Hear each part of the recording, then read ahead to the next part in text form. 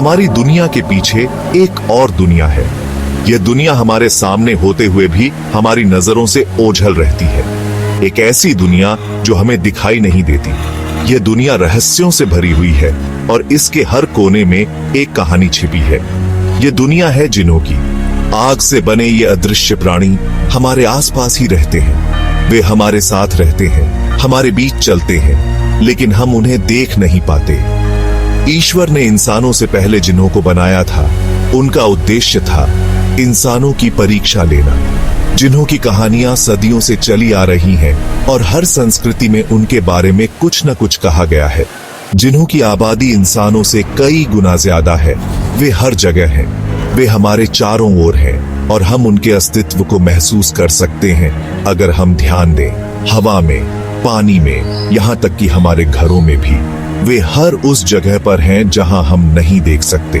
वे छाया में रहते हैं और उनकी उपस्थिति को महसूस करना एक अद्भुत अनुभव हो सकता है, लेकिन हम उन्हें देख नहीं सकते क्योंकि वे हमारी नजरों से छिपे हुए हैं। वे हमारे सामने होते हुए भी हमें दिखाई नहीं देते। यह उनकी शक्ति है और यही उनका रहस्य है। क्या आपने कभी महसूस किया है कि कोई आपको देख रहा है जबकि आसपास कोई नहीं होता? ये एक अजीब और रहस्यमय अनुभव हो सकता है और यह संभव है कि वह कोई जिन्न हो। जिन्हों की दुनिया हमारे लिए एक रहस्य है और यह रहस्य हमें हमेशा आकर्षित करता है। यह हमें सोचने पर मजबूर करता है कि हमारे आसपास क्या क्या छिपा हो सकता है। दिल्ली का किला, लाल किला, कुतुब मीनार, ये नाम सुनते ही दिल्ली की शान और इतिहास की झलक सामने आ जाती है। ये सब तो आप जानते ही होंगे।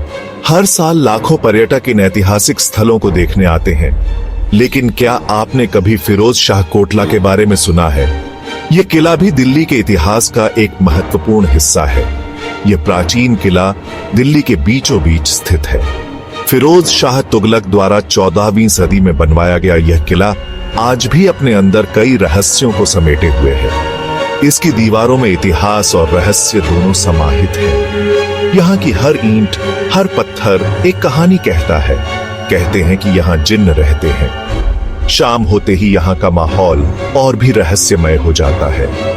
वे इंसानों की बातें सुनते हैं। लोग यहाँ आकर अपनी मन की बातें जिन्नों से साझा करते हैं, उनके मन की बातें नहीं। यहाँ आने वाले लोग मानते हैं कि जिन्न उनकी इच्छाओं को पूरा करते हैं। यह किला न केवल इतिहास का गवाह है, बल्कि रहस्यों और मान्यताओं का भी केंद्र है। फिरोज शाह कोटला में लोग अपनी मुरादें लेकर आते हैं। वे अपनी परेशानियां लिखकर जिन्हों के नाम खत लिखते हैं। कई लोग तो यहाँ चादरें भी चढ़ाते हैं। मान्यता है कि जिन्न उनकी मुरादें पूरी करते हैं। लेकिन क्या यह सच है? क्या जिन्न वाकई खत पढ़ते हैं? आइए जानते हैं। जिन्न इंसानों की भाषा नहीं समझते। वे तो अपनी ही भाषा में बात करते हैं, तो फिर वे खत कैसे पढ़ेंगे?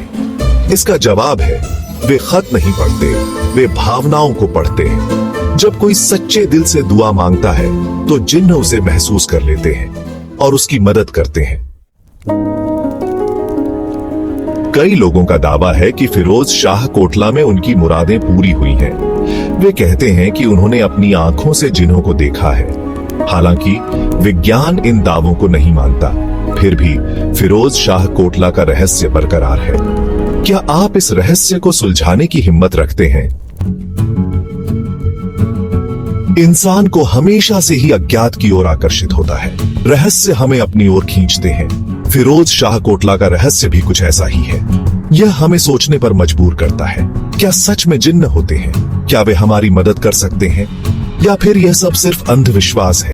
इतिहासकारों के अनुसार यह किला 14वीं सदी में फिरोज शाह तुगलक द्वारा बनवाया गया था, लेकिन समय के साथ यह किला खंडहर में तब्दील हो गया। इसके बावजूद यहाँ आने वाले लोगों की संख्या में कोई कमी नहीं आई। वे यहाँ आते हैं, अपनी चिट्ठियां छोड़ते हैं और जिन्हों से मदद की गुहार लगाते हैं। क्या यह सब सिर्फ एक कहानी है या फिर इसमें कुछ सच्चाई भी है? यह सवाल आज भी अनुत्तरित है।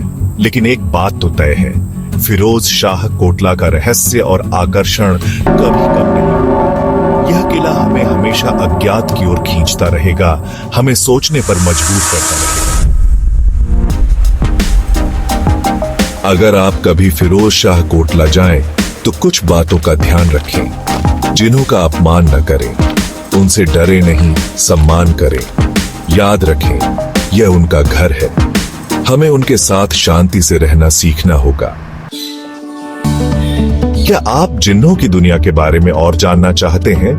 क्या आप फिरोज शाह कोटला के रहस्यों को खोजना चाहते हैं? अगर हां, तो इस चैनल को सब्सक्राइब करें।